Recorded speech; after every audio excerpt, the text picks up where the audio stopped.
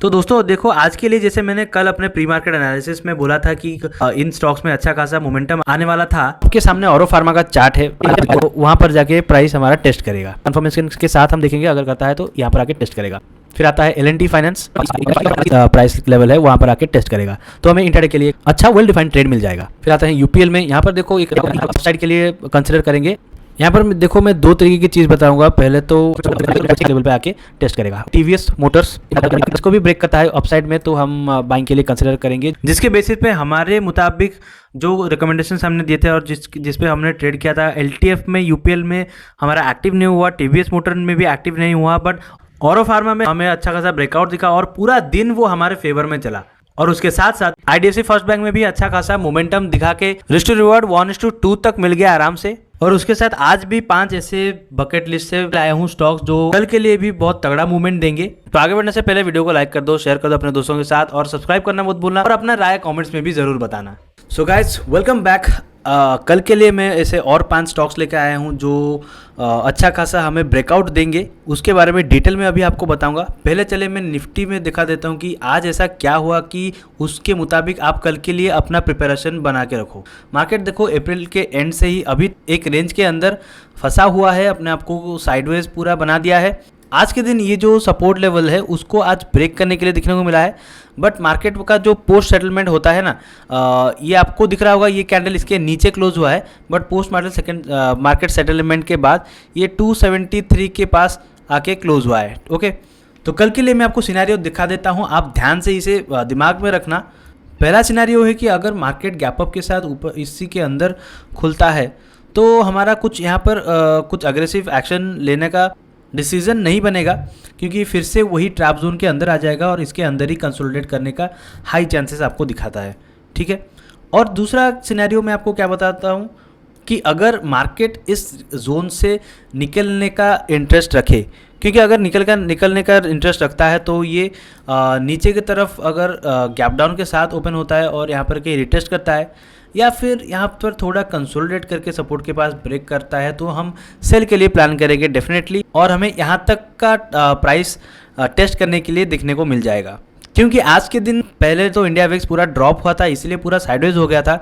फिर उसके बाद इंडिया विक्स 21 के ऊपर चला गया, इसीलिए ये वाला हमें थोड़ा प्रेशर दिखने को मिला सेल साइड में। तो कल के लिए हमें ऐसा ही कुछ माइंड में प्रिपरेशन रखना है कि क्योंकि काफ़ी दिनों से अभी इस जोन के अंदर साइडवेज में मार्केट बहुत दिन गुजार चुका है, तो कहीं ना कहीं हमें करेक्शन थोड़ा दिखने को मिल सकता है, कहीं ना कहीं ब्रेकआउट देके। तो हम यहाँ पर इस कंडीशन के मुताबिक हमारा सेल साइड के लिए हम इंटरेस्टेड रहेंगे। अभी चलते हैं हम स्टॉक्स के ऊपर। तो पहले आता है ग्लेनमार्क में देखो अप्रैल महीने के शुरू से पूरा डाउन ट्रेंड था, उसके बाद फिर मिड अप्रैल से अभी तक एक रेंज के अंदर कंसोलिडेट करने के लिए मिल रहा है। वहाँ पर ही एक रेंज के अंदर पूरा बना हुआ है और उसी के बीच में एक सपोर्ट एंड रेजिस्टेंस के अंदर वो टेस्ट करने के लिए दिखने को मिल रहा है। और थोड़ा बारीकी से देखो तो यहाँ पर जब इस रेजिस्टेंस के पास आया, सपोज के पास आ नहीं पाया, यहाँ पर थोड़ा बारीकी से देखो तो ये हायर लोज बनाते हुए अभी रेजिस्टेंस के पास थोड़ा अपने आप को बचाए रखा है। तो हमें ये एक अच्छा साइन देता है कि अगर इस रेजिस्टेंस को ब्रेक करके कुछ अगेन कंटिन्यूटी दिखाता है हायर लोज पैटर्न, तो हमें इंट्राडे के लिए अच्छा मोमेंटम मिल जाएगा इस लेवल तक, ये गैप फिल करके, जो कि 1490 के आसपास का जो लेवल मैंने मार्क करके रखा हुआ है उसके आसपास। फिर आते हैं next one, Grasim industries. Grasim में भी देखो मार्केट अप ट्रेंड में था अप्रैल के फर्स्ट वीक से, और आके यहाँ पर भी ये एक जोन के अंदर अपने आप को बनाए रखा है।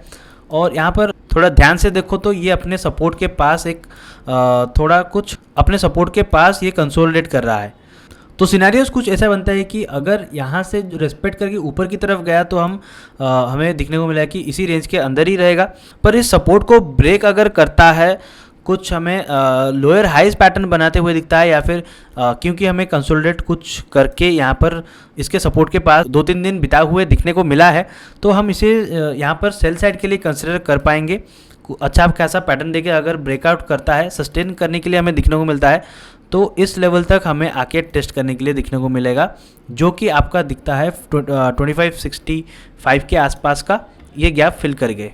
अच्छा, और एक स्टॉक यहाँ पर देखते हैं कोलगेट में देखो तो ये एक रेंज के अंदर पिछले महीने था, फिर अप्रैल से देखो एक अप ट्रेंड आया, उसके बाद एक सपोर्ट पे बार बार हमें टेस्ट करने के लिए दिखने को मिला है यहाँ पर। और थोड़ा बारीकी से देखो तो ये एक हम हेड एंड शोल्डर तो नहीं बोल सकते हैं, बट कुछ उस तरीके का ही बना है, ठीक है। तो मेरे ख्याल से देखो अगर आप थोड़ा अच्छे तरीके से देखो, इस सपोर्ट से जितना वो ऊपर की तरफ गया था उसके 50% तक वो रिट्रेस कर चुका है एंड फिर से आके सपोर्ट के पास ही टेस्ट कर रहा है। तो अगर इस सपोर्ट के पास और कुछ 2-3 कैंडल्स बना के फिर इसको तोड़ता है तो हमें इंट्राडे के लिए भी मोमेंटम मिल जाएगा कुछ इस लेवल तक, जो कि होता है 24,040 के आसपास का। और ये वाला सपोर्ट अगर रिस्पेक्ट करके ऊपर की तरफ फिर से बाउंस बैक करता है तो हम थोड़ा देखेंगे इस हाई के ऊपर, जब तक वो सस्टेन नहीं करता है हम कुछ डिसीजन नहीं लेंगे। अभी नेक्स्ट स्टॉक पे आते हैं, नेस्ले इंडिया। यहाँ पर देखो एक सपोर्ट फेस कर रहा है कई दिनों से और एक डिसेंडिंग ट्रायंगल का पैटर्न बनाया हुआ है और अभी कुछ दिनों से इस सपोर्ट के पास ही कंसोलिडेट करने के लिए दिखने को मिल रहा है।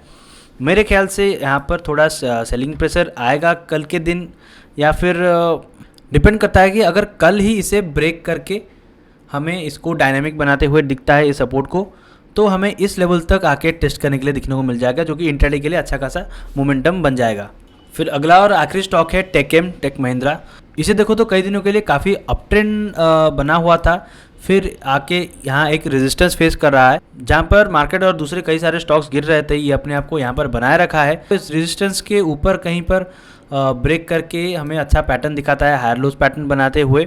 और प्रीवियस में हिस्ट्री में देखो तो यहाँ पर कुछ हमें हडल्स भी नहीं दिख रहा है, तो 1550 का जो लेवल है वहाँ पर आके टेस्ट करेगा तो इंट्राडे के लिए हमें अच्छा खासा बहुत बढ़िया मोमेंटम दे देगा। सो ये था हमारा कल के लिए hand pick stocks from our bucket list.